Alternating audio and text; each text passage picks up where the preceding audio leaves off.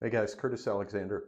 Are there overlooked ways that you can improve your liver health? Turns out there are, and I'm going to cover them in this video. So I received a good question from a viewer who was on some medications and some other things and wanted to improve liver health. Now, obviously, you've heard a couple of big ones, which is, you want to be careful with alcohol intake. You want to be careful with certain medications that you take, like Tylenol, for example.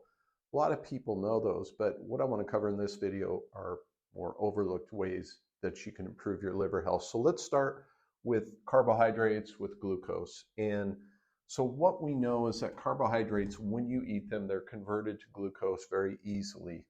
And one of the things people underestimate, the glucose, whether you get it from converting different things in your body or from converting carbohydrates, it's very important to help liver function. Another thing it's very helpful for is in your liver, you're converting your thyroid hormones. You're doing many other things as well. But so things like your metabolism, and those have downstream effects. So if you're restricting carbohydrates or trying to eliminate carbohydrates, that's not very good for your liver long term, not very good for your metabolism. Your metabolism will drive other functions that affect your liver health. So, and I speak from experience, these things can be addressed. But my general consensus when I attacked this problem with my liver health was to reintroduce carbohydrates. It is helpful, okay? Avoid PUFAs. PUFAs are polyunsaturated fatty acids, and it's been bantered around a lot that PUFAs are required for health. I think they're one of the most unhealthy things you can do, particularly for your liver. Polyunsaturated fatty acids, and we're talking seed oils here, the canola oil, the soy oils, uh, rapeseed oil, all these sort of seed oils wreak havoc on your metabolism. They wreak havoc from an inflammatory point of view, so definitely not good for your liver. You can also consume raw carrots, bamboo shoots. I've never eaten bamboo shoots, but they're purported to do the same thing. Mushrooms do as well. And it's not that they're directly affecting your liver, obviously, you're consuming them by mouth, but they go into the gut and they can decrease what are called endotoxins. When you decrease those endotoxins, that benefits your liver with some downstream things that you're doing. I just made a video where I talked about some of these things, some of the bad things that endotoxins do. So you want to consume things like raw carrots, 1 or 2 a day would be very helpful. You want to make sure that you're getting enough protein. Depend on who you talk to. There's the very high protein crowd. I don't think you need that much. I haven't seen enough evidence to support consuming high amounts like 1 gram per pound of body weight per day and up. It's popular with bodybuilders, but I think a good window to shoot for is 0.62 to zero point 0.8 grams of protein per day at your body weight that you're at right now. It will give you enough to help your liver function, and it's going to give you enough if you're trying to build some muscle mass as well. Okay. Next thing we need to look at is you need to pay attention to your iron status. Now, most people, at least in America, get plenty of iron, a lot of iron fortified foods. Not that you should be eating those, but even a lot of other healthy foods do have iron in it. Normally, you don't have an iron problem, you have an iron recycling issue, okay?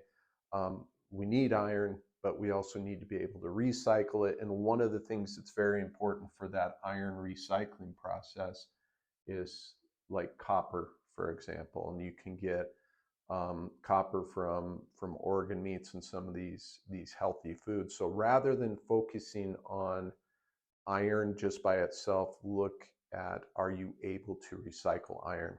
And that's going to be very beneficial for the liver. Next, we need to think about stress.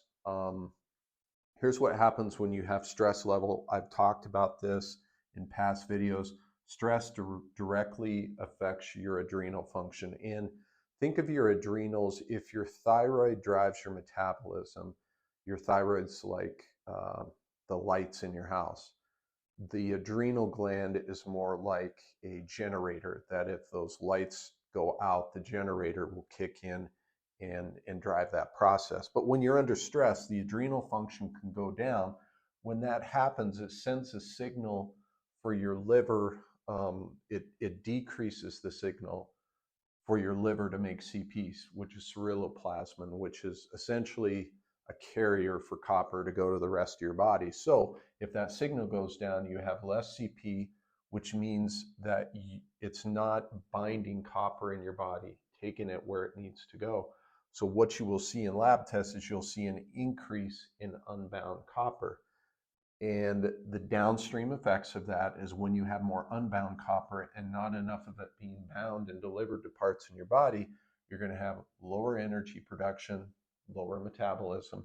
You're going to have decreased antioxidants, and you're going to have decreased iron recycling. So you can already see at this point that stress levels are tied to your iron status, which is tied to your adrenal function, which is also tied to energy production, which is your metabolism and your ability to convert T4 to T3 in your liver. So all these things are intertwined or downstream effects.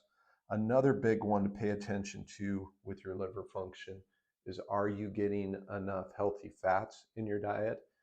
Again, much like protein, you don't need to go overboard with the fats, but you do need fats in your diet, and you need them to be healthy, saturated fats, okay? Because we want to get that natural retinol in our diet, which is real vitamin A, again, from saturated fats. And again, we're seeing this interconnection where vitamin A helps you make the CP, the ceruloplasmin, that's also part of that adrenal function and the stress response.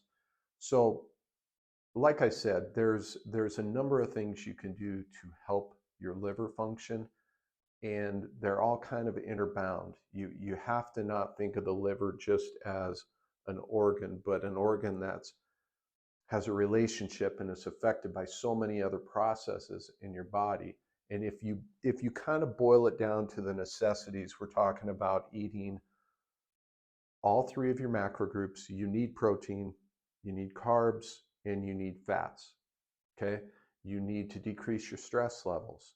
You need to think about your iron status, and basically the point is you have to start thinking big picture with your liver. It's not just about taking liver cleanses. It's about giving your body not only in the environment but the nutrients that it needs to operate efficiently. Okay, so let me know in the comments if you're struggling with liver health. Have you heard of any of these things? Tried them? I would love to know that. It's helpful for other people too in the comments to hear your experience. So let me know in the comments, and I'll see you in the next one, guys. Thank you.